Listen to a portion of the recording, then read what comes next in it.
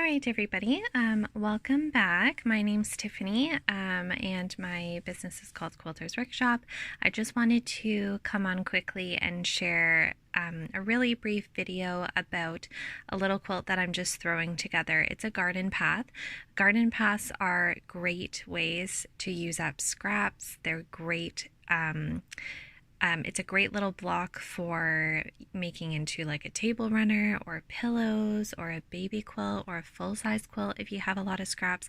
They're also a really great little beginner's block if you're teaching children to sew because things don't really matter if it lines up or not. So anyway, the reason I'm making one is because I have been working away at going through my stash and just making something out of what is there.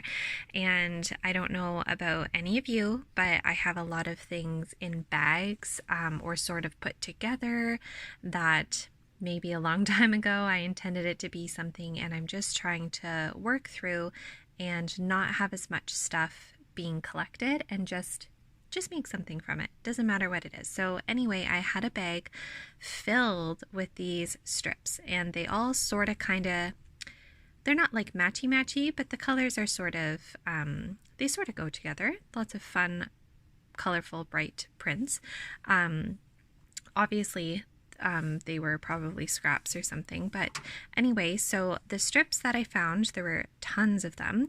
These little strips are cut 2 1/4 by 5 1/2 length. So obviously you can cut your size anything you want. You can make them 2 1/2 by 6. You could make them skinnier, longer, whatever. So, but for the sake of this, these were already cut, like I was saying. So I had like a huge stack of these. And I joined them together in literally any formation. So this is also a really nice project from mindless sewing. I love just picking stuff up and just chain piecing, like, you know, piece after piece, just keep picking them up. I joined a whole bunch together in 2s, and then I pressed them all, and then I joined the 3rd strip on.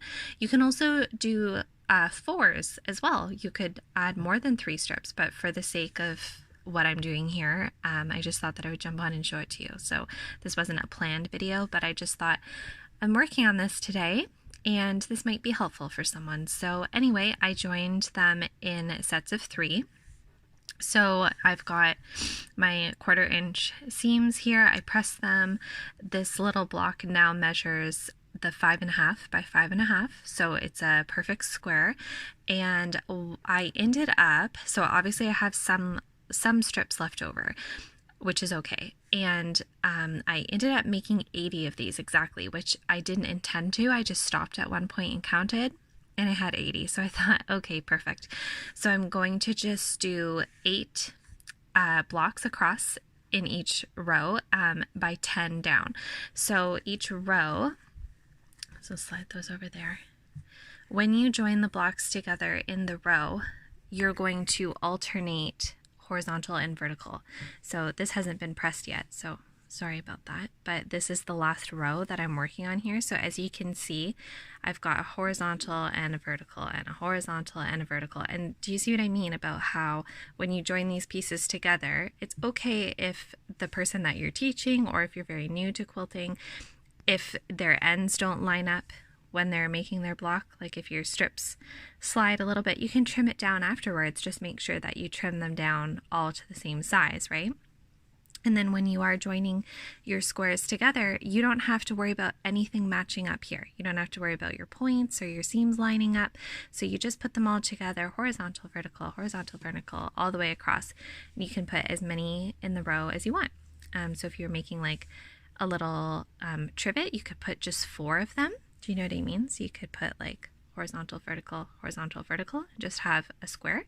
You can make little pillow covers. You can make a table runner. Like you could have 2 and then maybe like 6 or 8 of them long, anything like that. So this is going to be a little quilt. So I'm going to, this is my last row, and this is my last little block that I have to add to this row. So I'm going to do that, and then I'll show you the rest that I have assembled already. Okay, and then this is what the quilt is looking like with all of the rows sewn together. Sorry, it's kind of hard to show you here. I have it hanging off my table. So as you can see, it just gives a really fun, scrappy look. I don't worry too much if, you know, this block has the same as this one.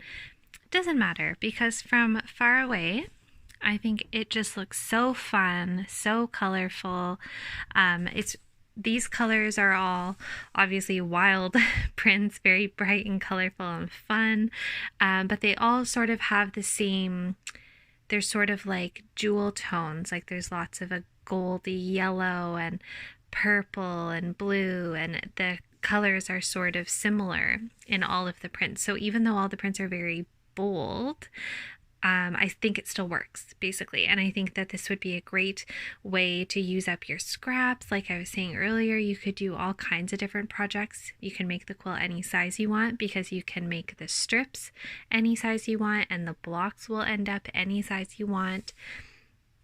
But yeah, so this is what I've got. And I think I just feel really good about the fact that I made something from, like I was mentioning earlier, a big stack of strips that didn't have a purpose, or they didn't have a home before. So now it's something. It's a quilt. And I don't know if I'll put a border on it or not. I don't know what I'm going to put on the back, but possibilities are endless.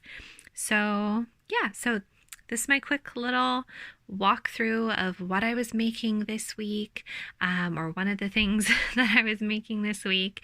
And if you have any questions about it, you can send me an email. My email address is always listed in the description box, as well as all of my social media links. I'm much more active over on my Instagram than I am on YouTube, obviously, just because it takes more time. And like I've mentioned in several videos, my YouTube is not really any component of my business, and my business also is not my full-time job. So YouTube is just a tiny fraction of what I do in my sewing world. So I hope this was helpful for at least someone, and thank you so much for taking the time to watch my video, and I hope you all have a great day.